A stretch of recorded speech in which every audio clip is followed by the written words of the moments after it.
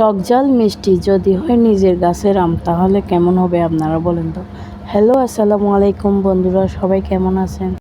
আশা করছি ভালো আছেন। আলহামদুলিল্লাহ, আমরাও আপনাদের দোয়ায় অনেক ভালো আছি। আজকে দুপুরে হঠাৎ করে আম খেতে মন চাইছিল, তো যে ভাবনা সেই কাজ। এবার দেখার পালা কোনটা পাকনা আর কোনটা কাঁচা।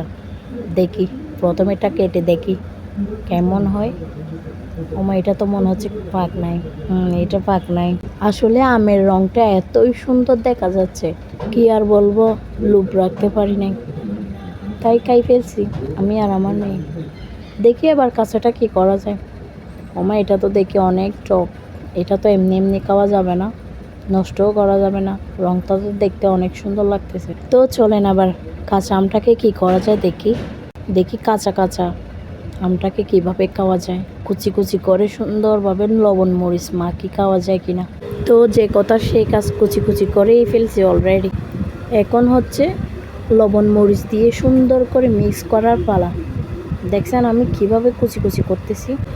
দেখেন এবার লবণ মরিচ দিয়ে একসাথে মিক্স করি কি সুন্দরভাবে পরিবেশন করি। দেখছেন অনেক মজা হয়েছে, কিন্তু অনেক, যা বলার বাহিরে। দেখছেন কি লোভনীয় হয়েছে দেখতে। এদিকে দেখেন আমার মেয়ে আপনাদেরকে টাটা দিচ্ছে। বাই।